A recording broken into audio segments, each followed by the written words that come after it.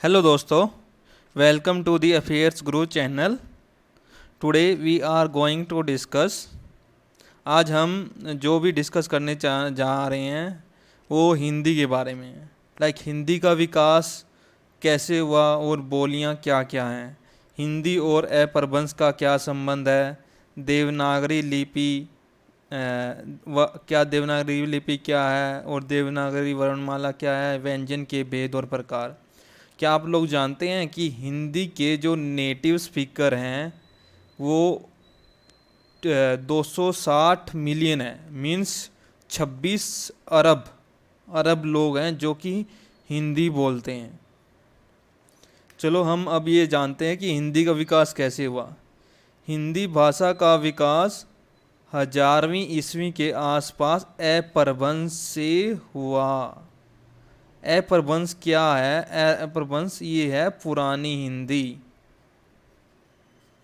पुरानी हिंदी कहते हैं हम अपभ्रंश को। भाषाओं का विकास इस क्रम से हुआ। पहले जो आई थी वो संस्कृत थी, फिर पाली थी, फिर प्राकृत थी, फिर अपभ्रंश थी, फिर हिंदी थी। ये ऑर्डर था जो कि हिंदी, फिर उसके बाद हमारे पास हिंदी आई। पहले संस्कृत आई, फिर पाली आई, फिर प्राकृत आई, फिर अपभ्रंश आई, फिर हिंदी आई। ओके। हिंदी की बोलियां। हिंदी की 5 भाषाएं एवं 18 बोलियां हैं जिनका विवरण निम्न प्रकार है। पश्चिमी हिंदी, इसमें बोलियां कौन कौन सी है? ब्रज भाषा, कन्नौजी, खड़ी बोली, कोरवी, बुंदेली, बांगरू, जिसे हम हरियाणवी भी कहते हैं। पूर्वी हिंदी। पूर्वी हिंदी में कौन सी बोलियां आती है? अवधी, बघेली, छत्तीसगढ़ी। राजस्थानी में कौन सी आती है? मेवाती, मालवी, मारवाड़ी, जयपुरी, ढूढ़ानी। और बिहारी में कौन सी आती है? भोजपुरी, मैथिली, मगही। और पहाड़ी में कौन कौन सी आती है? गढ़वाली, कुमाऊनी, नेपाली। ओके। अब अपभ्रंश किसे? अपभ्रंश जैसे कि पहले मैंने बताया था कि इसको पुरानी हिंदी भी कहती हैं। पुरानी हिंदी। अपभ्रंश आधुनिक भाषाओं के उदय से पहले उत्तर भारत में बोलचाल और साहित्य रचना की सबसे जीवंत और प्रमुख भाषा। समय लगभग 6ठी से प्रमुख शताब्दी तक। भाषा वैज्ञानिक दृष्टि से अपभ्रंश भारतीय आर्य भाषा के मध्यकाल की अंतिम अवस्था है जो प्राकृत और आधुनिक भाषाओं के बीच की स्थिति है। प्राकृतिक और आधुनिक बीच की स्थिति है। अपभ्रंश के कवियों ने अपनी भाषा को केवल भाषा, देसी भाषा अथवा गामेल भाषा कहते हैं, ग्रामीण भाषा को कहती हैं।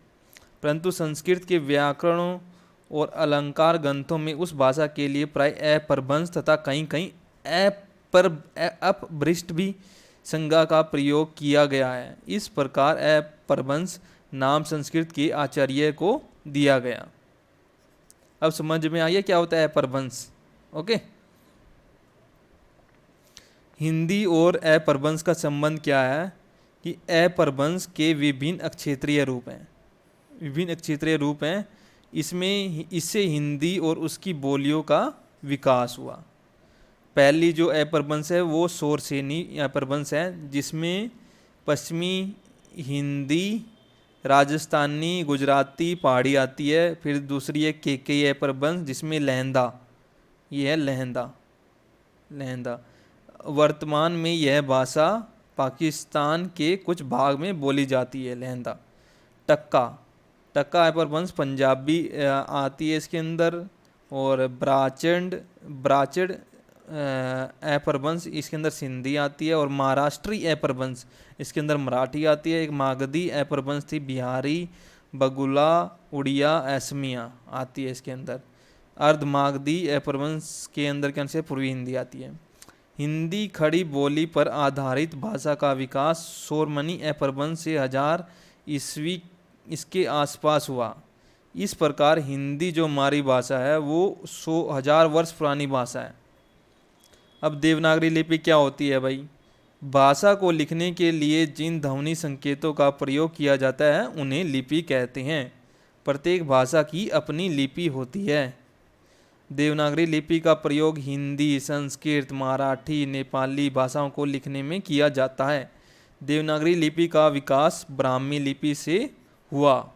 सत्यापन की शैली नगर नागर शैली कहलाती है, जिसमें चतुर्भुजी आकृतियाँ होती हैं। नगर लिपि में चतुर्भुजी अक्षर हैं, इस कारण इसका नाम नागरी पड़ा और फिर देव भाषा संस्कृत के लिए प्रयुक्त होने से यह देवनागरी जाने लगी।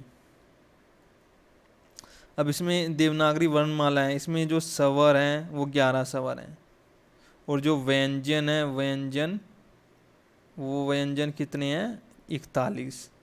जैसे ए, आ, ई, ऊ बड़ा ऊ, री, ए बड़ा ए, ओ, औ, ये कितने? 11। अनुस्वार एक है, ए, अंग, विसर्ग आ। व्यंजन के भेद और प्रकार। स्थान के आधार पर व्यंजन के भेद।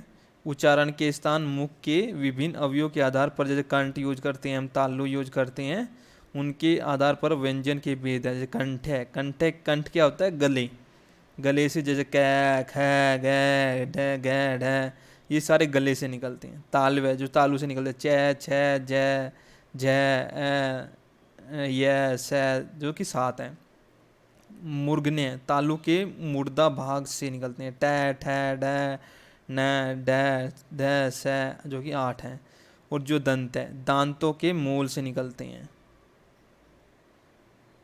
त, थ, द, ध, न, 5 हैं, जो कि वर्ष है, दंत मूल से, स, ज, र, ल, न, 5 हैं, जो कि ओष्ठ है, दोनों ओठों से, जब प, फ, ब, भे, भ, म, दंतोष्ठ है, निचले होठों से और ऊपर के दांतों से, व, फ, स्वर यंत्र से है, ऊषम संघर्षी वर्जन, जैसे स, संयुक्त अक्षर व्यंजन, श, अक्षय, त्र, ग, श्रेय, द्विगुण व्यंजन, ढ।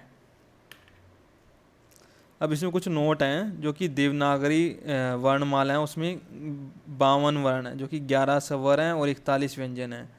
अनुस्वार और विसर्ग को किशोरी दास वाजपेयी ने आयोगवाह कहा है और इन्हें स्वर न मानकर व्यंजन कहा है। इन दोनों को, अनुस्वार को और इसको विसर्ग को, व्यंजन कहा है इन्होंने, किशोरी दास वाजपेयी ने। सरकारी किताबों में जो वर्णमाला उपलब्ध उसमें द्विगुण व्यंजन नहीं है तथा संयुक्त व्यंजनों में श्रेय नहीं है। यहाँ जो वर्णमाला दिखती है वह देवनागरी का व्यवहारिक रूप है। इसमें प्रयुक्त सभी वर्ण हिंदी लेखन में प्रयुक्त होते हैं। देवनागरी लिपि रोमन लिपि से अधिक वैज्ञानिक है।